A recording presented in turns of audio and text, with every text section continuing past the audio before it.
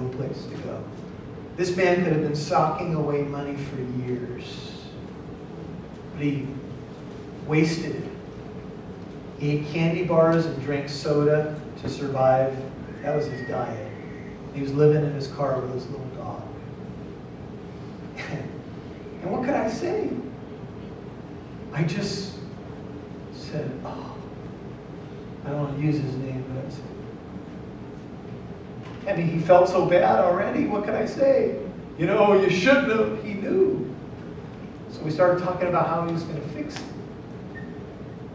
Some of you are here today and maybe you didn't gamble your money away, but maybe you feel like you've gambled years away. Or maybe you feel like you're in a situation now where others are experiencing the consequences of your choices. You say, how do I live with that now? You know, maybe the steward had a family. That's why he was quickly scrambling. Maybe it was just self-preservation, which we know is the high law of the world. But here's what he does. Here's his plan. Here's what he thought of. Verse 5. He summoned each one of his master's debtors. So he hasn't been officially let go, even though he knows he's fired, but he's been given a little bit of time. So he summons each of the people who owe his master money. And remember, he would stand in for his master in all these business deals. And he began saying to the first, how much do you owe my master? And he said, 100 measures of oil. If you have a NIV, it says 800 gallons of olive oil, which would be equivalent to 450 olive trees, or really the yield of a large olive grove. So you know there's some big money involved on both sides. The owner is very rich, and he's dealing in high business deals, high amounts.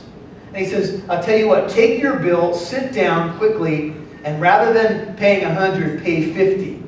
And could you imagine if you're that guy, 50 cents on the dollar? You owe somebody 1,000, he says, write 500 and you're off the hook. Okay, rip up that bill. Cool, man, here you go. Thank you very much. And this guy could act on behalf of his owner. Then he said to another, and you get the idea that he keeps going, though there's a couple of examples. He says, how much do you owe? And he said, 100 measures of wheat. 100 measures of wheat is about 1,000 bushels. This would represent a large farm, 100 acres worth, if you will. And he said, take your bill and write it out for 80. It's discount day. And that guy said, okay. And he wrote it out for 80, and he gave it to the steward.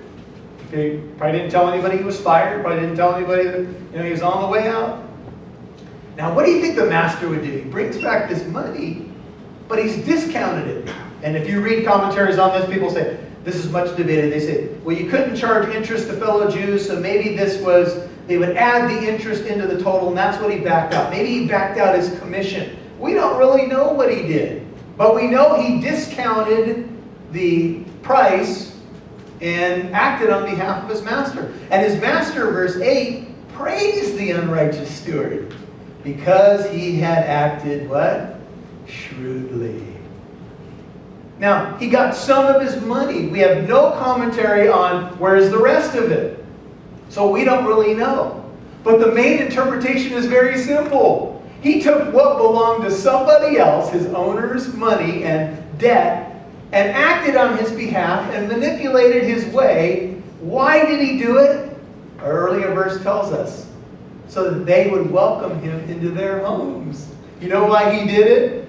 He did it so that when he was kicked off the farm, he'd have somewhere else to go, and he felt like those people would now be indebted to him. He was ingratiating with them. He discounted our stuff. We're going to give him a job or a place to stay. What a nice guy he is. And he used his master's wealth to manipulate his way. So he was set up for the future. And his boss, who obviously probably wasn't a very honest man either, said, you did a nice job. Hey, I have to commend you. That's good thinking. Maybe he was wealthy enough to not really care about the amount that he had discounted. Dude, that's shrewd. What's shrewd mean? It means practical wisdom. It means wise. Man, he took advantage of the situation. He had a little window of opportunity, and he said, here's what I'm going to do. And man, he made some deals. And he would probably have a place to go now. And Jesus takes the example. He is not commending the guy for being dishonest. His boss did that in the story. Jesus just comments and says, for the sons of this age, that's the world, verse 8, are more shrewd in relation to their own kind than the sons of light.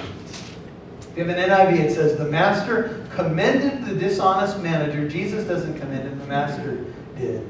Because he had acted shrewdly, for the people of this world are more shrewd in dealing with their own kind than are the people of the light. That's Christians. What's his point?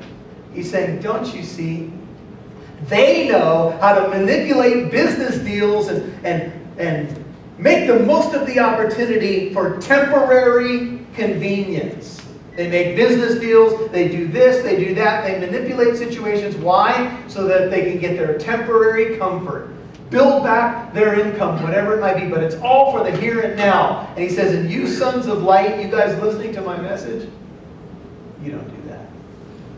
You don't do that in regard to what's really eternal. This guy's a bad example, but there's a good lesson. Jesus is talking about stewardship. Warren Wiersbe said, it is tragic to see how God's wealth is being wasted by Christians who live as though Jesus never died and judgment is never coming. Close quote. Did you know that in the Christian church they've done surveys and found that the average giving level of a Christian is about 2% of their income? Now, we sit in a congregation today that's a very giving congregation. We have launched radio ministries. We have some young people that will sit in this church today, and they're going off to Costa Rica and Mexico, and there are people in other places today because of your generosity. And that's awesome. But the truth of the matter is that there's a big contingency of so-called Christianity trying to sell you a bill of goods that God really wants you to be wealthy in this world, and that is the measure of whether or not you're truly spiritual. And that, my friends, is a lie. It is an absolute lie. And that's what the Pharisees did. They said, basically, if I got a lot of money, then I must be blessed. I must be. But you could have a lot of money and be a crook. There are men on television stations today that people are sending money to that have been exposed by secular media outlets, and people still send them money. One guy in particular was caught with a little device in his ear. His wife was feeding him information about people who were coming to the place. He was so-called prophesying, and money was pouring into his ministry. He was taking the prayer requests that he said he would pray over, dumping them in a trash can behind the ministry building, but he was keeping the money. And Jesus is saying, you know what is going to happen? One day, you're going to stand before your owner and give an account of what you did with the stewardship. Think of it. Did you mismanage it? Do you want to be in line behind one of those guys with the slick hair and the suit that ripped off people for gobs and gobs of money? I don't. You see, this is a radical statement. And Jesus says in verse 9, I say to you, make friends for yourselves by means of the mammon, that's money, of unrighteousness.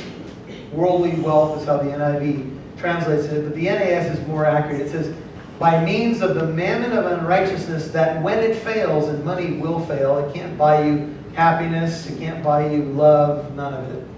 Not true love, not true happiness. When it fails, they may receive you into the eternal dwellings. Now, this is a story by contrast. The dishonest steward was trying to make sure he had another place to go, a roof and a job. Jesus is saying, when you use mammon for the right reasons, guess what? You'll be received into the eternal dwellings. If you gave something to a missionary, if you gave something to a radio program and the gospel went out and somebody got saved because of that, that has been credited to your account. And when you enter into heaven, here's the implication. This is awesome. The people that you touched by your material giving, by your preaching, by your sacrifice in terms of letting other people maybe borrow stuff or your hospitality will come back to you, and those people will be your crown, your greeting party in heaven. They're going to come up to you and say to you, thank you, I'm indebted to you. Think of the steward, for what you have done for me. You gave me the discount. You preached the message of forgiveness in Jesus Christ. I think that's what's behind this. Remember, he forgave their debts. He discounted it. And I think there's a little bit of that there. You told me about the discount. You told me about the Savior. Thank you. And they will usher us into the eternal dwellings because we used our stewardship wisely. Sometimes people look at Christians and they say, why do you spend so much time and resources giving yourself to these things? Because I believe one day every face that I had a chance to impact will be part of my crown in heaven. I believe not only the angels will welcome me in, and the they, some scholars believe the they is the unspoken name, the holy name of God, represented in the Trinity, so it could be God. But remember, God earlier in Luke 15, the angels, and now even the people in heaven rejoice, and they give you a grand welcome. Peter put it this way, I want to have a grand entrance into the kingdom of heaven.